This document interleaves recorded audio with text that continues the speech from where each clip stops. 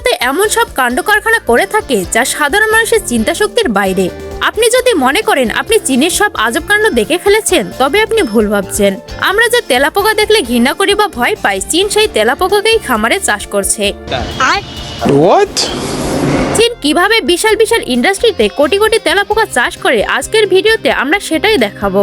তার আগে আমাদের চ্যানেলটি সাবস্ক্রাইব করতে মোটেও ভুলবেন না। পুরো বিশ্বের মধ্যে চীন একাই তেলাপোকা চাষ করে বিলিয়ন বিলিয়ন ডলার ইনকাম করছে। চীনের সিচুয়ান প্রদেশে এই তেলাপোকা চাষ হয়।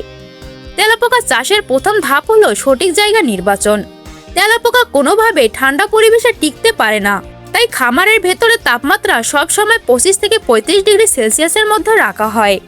সবচেয়ে গুরুত্বপূর্ণ বিষয় হলো খামারের নিরাপত্তা। এগুলো এমনভাবে সিল করা থাকে যাতে একটি তেলাপোকা লোকালয়ে পালিয়ে গিয়ে পরিবেশগত বিপর্যয় তৈরি করতে না পারে। চাষ শুরু করার জন্য প্রথমে কিছু স্বাস্থ্যবান বয়স্কপ্রাপ্ত তেলাপোকা সংগ্রহ করা হয়, যা ডিম পাড়তে সক্ষম। এদেরকে রাখা হয় বিশেষ ধরনের সাজানো ট্রে বা বক্সে। এই ট্রেগুলো সাধারণত কার্ডবোর্ড বা কাগজের তৈরি হয় এবং এমনভাবে ভাঁজ করা থাকে যেন প্রচুর অন্ধকার গর্ত তৈরি হয়। তেলাপোকা জন্মগতভাবে অন্ধকার এবং চাপা জায়গা পছন্দ করে, তাই এই কৃত্রিম বাসাগুলো তাদের দ্রুত বংশবৃদ্ধিতে সহায়তা করে। একটি স্ত্রী তেলাপোকা তার জীবনে বহুবার ডিম দেয় এবং প্রতিটি ডিম থেকে একসাথে অনেকগুলো বাচ্চা বের হয়, ফলে কয়েক মাসের মধ্যেই খামারের তেলাপোকার সংখ্যা জ্যামিতিক হারে বেড়ে যায়। চীনের এই ব্যবসাটি এত লাভজনক হওয়ার অন্যতম কারণ হলো এদের খাবারের খরচ প্রায় শূন্য। এই কোটি কোটি তেলাপোকার প্রধান আহার হলো হোটেলের অতিরিক্ত খাবার, রান্নার বজ্র, শাকসবজির খোসা এবং আবর্জনা। চীন তাদের বড় শহরগুলোতে ময়লা আবর্জনা এই তেলাপোকার খাবার হিসেবে দিয়ে থাকে। টন টন ময়লা আবর্জনা প্রতিদিন এই খামারগুলোতে নিয়ে আসা হয়, যা তেলাপোকাগুলো নিমেষেই খেয়ে ফেলে।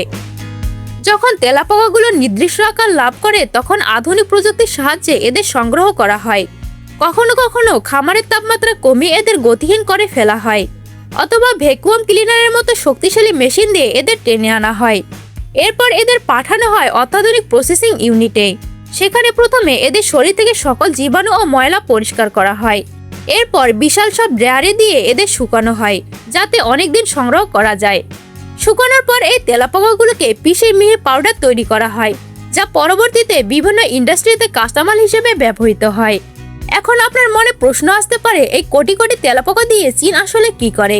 এই গুঁড়ো বা পাউডারগুলো কোথায় ব্যবহার করা হয় সেটা জানলে আপনি চমকে উঠবেন। প্রথমত, এই গুঁড়ো পাউডারগুলো পশুর খাদ্য হিসেবে ব্যবহার করা হয়। তেলাপোকার শরীরে উচ্চমাত্রার প্রোটিন ও ফাইবার থাকে, যা মাছ, মুরগি এবং গবাদি পশুর দ্রুত বিকাশে সহায়তা করে। বর্তমান বিশ্বে গবাদি পশুর দাম যখন আকাশচুম্বী, তখন চীনের এই তেলাপোকার পাউডার একটি সাশ্রয়ী ও পুষ্টিকর বিকল্প হয়ে দাঁড়িয়েছে। এমনকি আন্তর্জাতিক বাজারেও এর চাহিদা ব্যাপক। দ্বিতীয়ত, ওষুধ শিল্পে এর ব্যবহার সবাইকে অবাক করে দিয়েছে।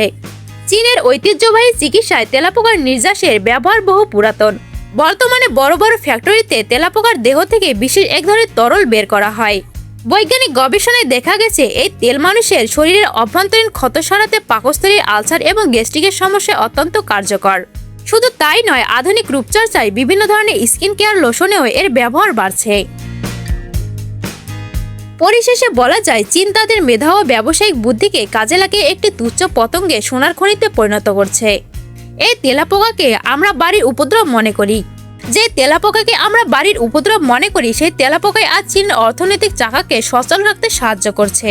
অপচয় হওয়া খাবারকে কিভাবে পুনরায় মূল্যবান সম্পদে রূপান্তর করা যায়, চীন তার শ্রেষ্ঠ উদাহরণ তৈরি করেছে।